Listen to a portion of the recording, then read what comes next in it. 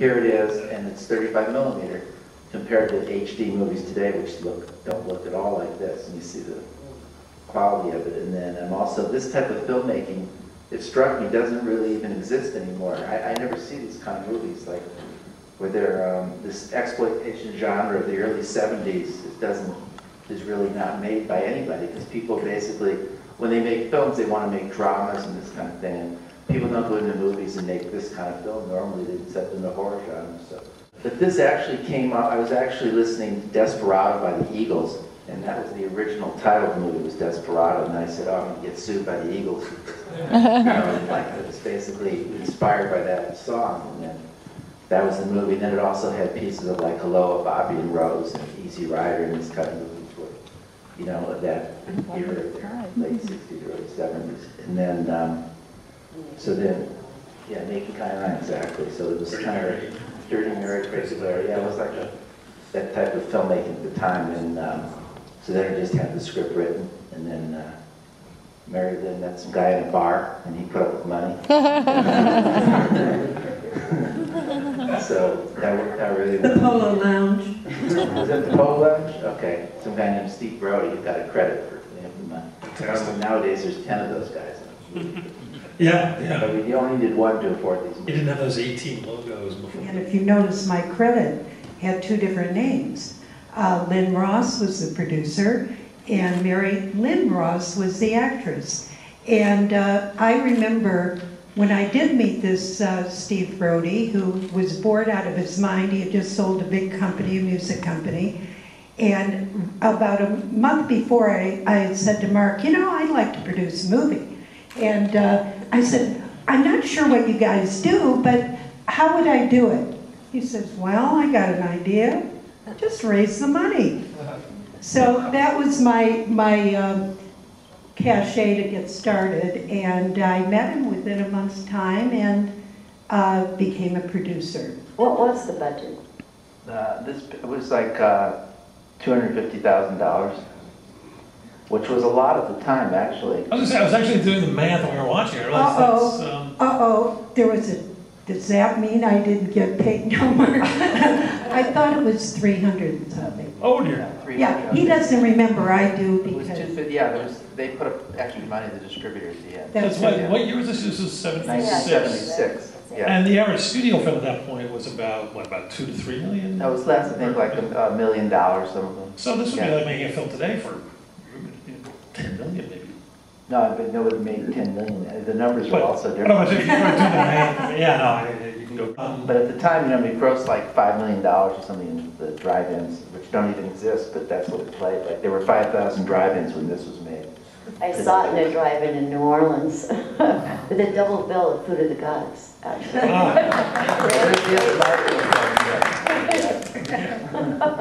Randy Quaid and I sat there and watched it from midnight till about 4 in the morning. Wonderful. Well, let's talk a little bit. How did you come to Marjo? Like, such an interesting character at the time. Marjo, well, he had done the documentary Marjo, which was a story. He was a child evangelist at 8 years old, and then the youngest one to ever perform a wedding. So then they made a documentary about him, which won the Academy Award in like 1972, or maybe later, or something in that era. So then, you know, that's how people, he was well known at the time, so he was perfect casting. And I remember we were casting, and we were fighting over the money with Marjo, and I said, well, he's got till 5 o'clock today to sign up, or we're going to use our second choice. And I had to call Sylvester Stallone and tell him he didn't have the part. And that is the truth, because I had Sylvester in the wings waiting, and he kept saying, yeah, I could do an accent for you. You know, Actually, Dennis Hopper was the guy who played the gunfighter at the end of the gas station. Virgil Fry. Right. Dennis Hopper was living in Taos, and he was supposed to be there that day. And this guy we just found there because Dennis Hopper just pulled up in his car like 3 days later, completely stoned out of his mind, saying, was I supposed to shoot today? And I said, that was like, we shot this 3 days ago. And he was coming out of Taos, New Mexico to be on the movie for 1 day. He hadn't worked in years at that point. Yeah, sure. But the story, the Billy the Kid story, the book actually, Blood Letters and Batman, which are in the movie, and I was it's a great book. Very young and stupid back then, and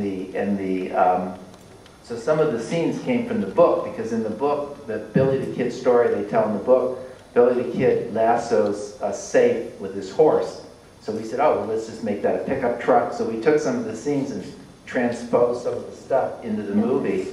But stupidly, I used the actual book in the film and got sued by the author. He said, oh, yeah, because they said, oh, you took our book for the movie. Because I thought Billy the Kid public domain, right? Sure. But it's not true, because the book, you can't take the incidents the guy wrote. Anyway, we ended up buying the book, so the movie's actually based on the book. Oh, that's interesting. So, remember all that. His memory is unbelievable. Vaguely. What I do remember is Lynda Carter signing a contract that she would do nudity.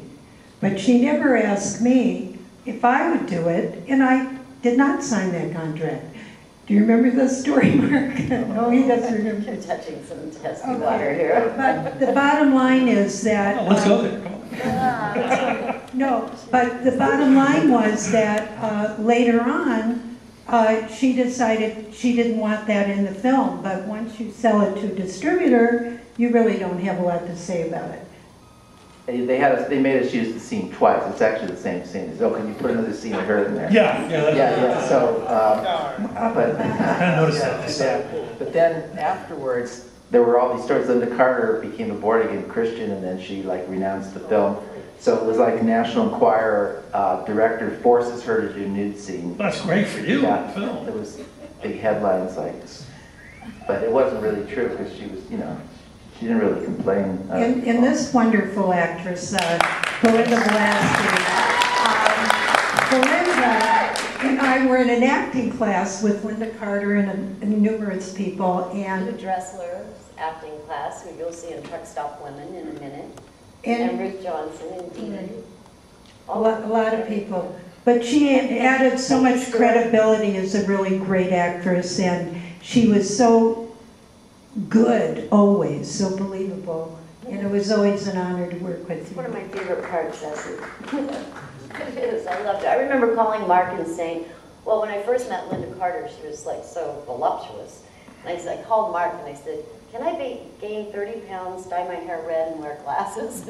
And he said, I'll do the glasses, I'll do the hair, but don't gain the weight. Remember that? No, but it sounds right. We had Lynda on a diet. We had her on a diet. She wasn't allowed to eat, I mean, once a day.